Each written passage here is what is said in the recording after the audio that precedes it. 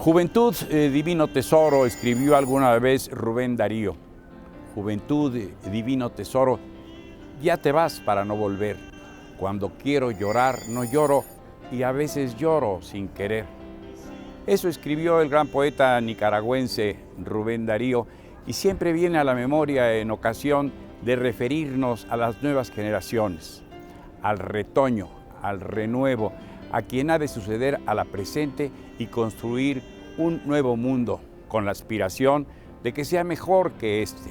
Y son grandes ideales de la confraternidad, del afecto, del buen trato entre los hombres. ¿Y dónde empieza el buen trato entre los hombres, sino en la formación de la nueva generación, de los niños? Todos hablamos de los niños como del gran tesoro, como de la gran riqueza, como de la gran reserva de un país. La niñez, dorada niñez que imaginamos siempre feliz, siempre plena, pero la realidad nos impone su dura cara. Un mundo donde los niños son maltratados, mal vistos, y a veces el monumento que está en las calles de Sullivan, por un lado, y de Villalongín por el otro en la Ciudad de México, que nos dice que ese monumento a la madre y la sentencia por la que nos amó antes de conocernos, no es tan cierto. A veces cuando ya la prole es muy dilatada y la cigüeña llega de nueva cuenta, pues el padre se inquieta, la madre se sobresalta y la necesidad tiene cara de hereje, se dice por ahí. Un nuevo niño, un nuevo ser, híjole, ¿qué será de ese niño? ¿Cómo lo vamos a sostener? ¿Cómo lo vamos a educar? ¿Qué ejemplo le vamos a dar? ¿Qué mundo, en fin, le vamos a mostrar? Está visto, es evidente, si recorremos nuestras calles, cómo la pasan mal nuestros niños. Los miramos en las esquinas, los miramos en los quicios de las puertas, tratando de obtener unos centavos, tratando de ganar algún dinero, a veces movidos por una estricta necesidad, a veces por la explotación de sus mayores, que suele también en muchas ocasiones ser sus propios padres. Enriquecerse o sobrevivir, por lo menos, que esos niños contribuyan, metan el hombro, se decía antes, al sostenimiento casero, a la economía familiar. Pero todavía ello pudiera medio tolerarse si no fuera porque en ocasiones los niños son objeto de comercio, de tráfico, de venta, de trueque. Consciente de todo ello, el presidente de la República, Enrique Peña Nieto, envió a este periodo de sesiones de la 62ª legislatura un proyecto de ley amplio para proteger a estas edades, a estas generaciones, a estos jóvenes. Es que estén distantes de los traficantes ya de personas, ya de vicios, de debilidades, que transformen su curiosidad, su ingenuidad, su candor en grave lacra, que se envicien, que se acostumbren a consumir sustancias ya inhalantes que acaban por licuarles las neuronas. Está completamente comprobado que eso de andar en lo que en la jerga se conoce como una mona impregnada de resistol, les hace líquido el cerebro, acaba con sus neuronas, es decir, los anula. Ese vicio, esas debilidades dañan terriblemente y marcan para siempre muchas vidas, las deshacen y alcanzan no solamente a los niños pobres y a los niños menesterosos y a los niños más necesitados. Esa debilidad, esa curiosidad, ese vicio también merma en las clases superiores. No es una cosa meramente de curiosidad y una cosa de exótica o de cierto snobismo. Decir, pues yo ando consumiendo esta o aquella sustancia porque tenemos mucho dinero para pagarla, para consumirla. El daño es estrictamente el mismo que a cualquier otro ser humano. ¿Qué pretende la ley que envía el presidente de la República a esta 62ª legislatura? Se trata de proteger a la niñez mexicana, a nuestra niñez, y si fuera posible, servir de ejemplo para la del mundo. Se pretende entonces que todas las entidades de los gobiernos federales, municipales, estatales, velen por la integridad de esos niños, su dignidad, su respeto, que no se les ofenda, que no se les insulte, que no se les agravie, que no se trate obscenamente su condición de niños, la condición infantil, su pureza. ¿Qué gusto puede hallar alguien en pervertirlos? ¿Qué gusto puede hallar alguien ¿Qué placer puede derivarse de romper su inocencia?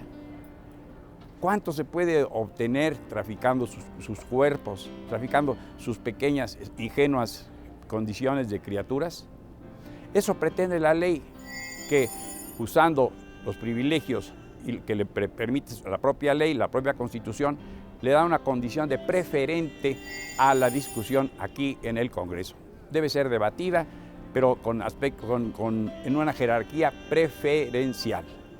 Es decir, se antepone, llega antes que otras. Es lo preferente. Esa es una de las grandes facultades que, bien dosificadas, emplea el presidente Enrique Peña Nieto para protección de la niñez. Pero la protección de los niños no requeriría de leyes, sino las del corazón, las de la inteligencia, las del talento, la de la sensibilidad. ¿Por qué maltratar a un niño? Soy Miguel Reyes Razo, su servidor. Hasta la próxima.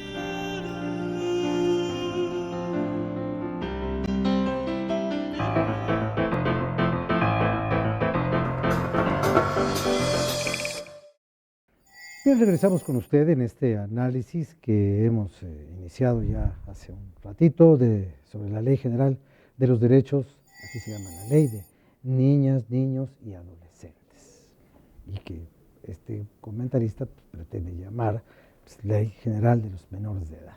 Pero bueno, entonces se ha analizado aquí el asunto presupuestario, el asunto de sus límites, las transformaciones que a la iniciativa le hicieron en el Senado de la República antes de enviarla a la Cámara de Diputados, y sobre todo ese asunto, y tomando en cuenta de que la iniciativa proviene del Ejecutivo, a mí me gustaría escuchar los puntos de vista de la diputada Isela González, que pertenece al mismo partido que el jefe del Ejecutivo, que es, por si usted no lo sabe, el PRI. Así es, pues hola. Es un gusto estar aquí debatiendo sobre esta ley con algunas compañeras diputadas integrantes de esta Comisión de Derechos de la Niñez y con la compañera Ruth Zabaleta. Pues esta comisión, como decían mis compañeras integrantes, de que nos hemos declarado en sesión permanente a partir de esta semana, en donde a petición de demás integrantes de otros partidos quieren que se escuchen asociaciones civiles. Sabemos que esta es una iniciativa preferente que envió el presidente Enrique Peña Nieto, y yo creo que muy acertada. Bueno, ya sabemos que desde hace mucho tiempo se ha trabajado a través de organismos internacionales, de asociaciones civiles, en pro de los derechos de niñas y niños y adolescentes. Pues esta ley pretende ya ser más concreta en defender esos derechos que tal vez en anteriores tratados, en anteriores leyes, no estaban tan específicos, y que yo considero que es muy importante, como decían las compañeras, escuchar ahorita esta comisión, en esta semana que vamos a estar trabajando todos los días, escuchar opiniones y ver qué modificaciones se le pudieran hacer. De hecho, el Senado ya hizo aproximadamente un 90% de las modificaciones de estos 154 artículos, pero yo considero muy pertinente y hay puntos muy importantes que nos marca esta ley. Por ejemplo, lo del bullying, que México está viviendo en la actualidad el mayor índice de agresión verbal entre niños y niñas en nivel secundaria, que yo creo que no se le había dado la importancia que amerita. También estamos viendo que esta ley va a tratar de la alimentación sana, de los productos sanos que puedan vender en las escuelas, que aunque ya se había venido manejando, no estaba regulado formalmente, y que yo creo que esto nos debe de tener muy en cuenta de que México pues estamos con problemas de obesidad desde temprana edad, y que esta ley va a regular los productos que se vendan en las escuelas, así como también considero muy importante que los niños migrantes de cualquier lugar, no tan solo los del país, que vayan de un lugar a otro, un estado a otro, los que pasen por el país, van a gozar de todos los derechos que marca esta ley, y que considero que, bueno, el Ejecutivo y desde el punto de vista de mi partido, es una ley muy benévola, una ley que yo creo y considero que los partidos, los demás partidos políticos van a apoyar, que vamos a estar en pro, que obviamente vamos a tener que hacer esas modificaciones que algunos partidos emitan, y que también algunas asociaciones civiles. Estamos en contra del tiempo ya, tenemos pocos días para ponernos a trabajar sobre lo que se considere modificar o no, y pues estamos, bueno, el grupo parlamentario del PRI está completamente a favor de esta ley, y pues creo que vamos a apoyarla con todo. Muchas gracias. Diputada Verónica, no sé si esta ley contemple algo relacionado con la responsabilidad penal, la imputabilidad o no de los menores de edad. Bueno, yo quisiera mencionar dos cosas de la ley, por todo lo que se ha mencionado aquí. Esta es una ley general de derechos de niñas, niños y adolescentes, es decir, que tenemos que prever para garantizar todos sus derechos, pero también para la restitución de todos sus derechos. Y cuando estamos hablando de restitución, por supuesto que tiene que ver cómo le restituimos los derechos a las niñas y niños que se encuentran explotados laboralmente, cómo restituimos los derechos de las niñas y niños migrantes, acompañados, no acompañados, extranjeros, nacionales, cómo restituimos los derechos de las niñas y niños que son discriminados por que tienen alguna discapacidad, que por cierto tenemos un capítulo, se prevé un capítulo particularmente en esta ley que es algo muy sustantivo para la misma. Y en el tema y digo todo esto porque tiene que restituir los derechos de todas las niñas y niños que hayan sido violentados, llámeseles como se les llame, como en el caso particular que tú bien estás mencionado. Por una parte, prevé en alguna parte en el artículo 21 el que protege a las niñas y niños de no ser privados de su vida ni usados en conflictos armados o violentos. Y que esto tiene, en parte, todos sabemos que ha aumentado también el número de niñas y niños que participan en el crimen organizado y que son utilizados en distintas circunstancias de la delincuencia organizada. Y entonces se dice, ¿los niños son delincuentes? No. Las niñas, los niños y los adolescentes son usados y se les vulneran sus derechos. Entonces el Estado tiene la responsabilidad de ver cómo se les garantiza para que precisamente no sean captados por el crimen organizado. Yo estoy segurísima que si todas las niñas y los niños tienen garantizado el derecho a la educación, el derecho al esparcimiento, el derecho a la cultura, es decir, que les garanticemos todos sus derechos, por supuesto que no estaríamos en esa circunstancia. Pero otra parte, hay quienes cometen o se ven implicados en algún delito. Para eso tenemos la Ley de Justicia para Adolescentes, que ahí de manera muy clara se establece qué es lo que se tiene que hacer cuando una niña, un niño o adolescente se encuentra en esta circunstancia. Esta ley prevé las procuradurías para que estén acompañando a las niñas y niños cuando se encuentren en esas circunstancias.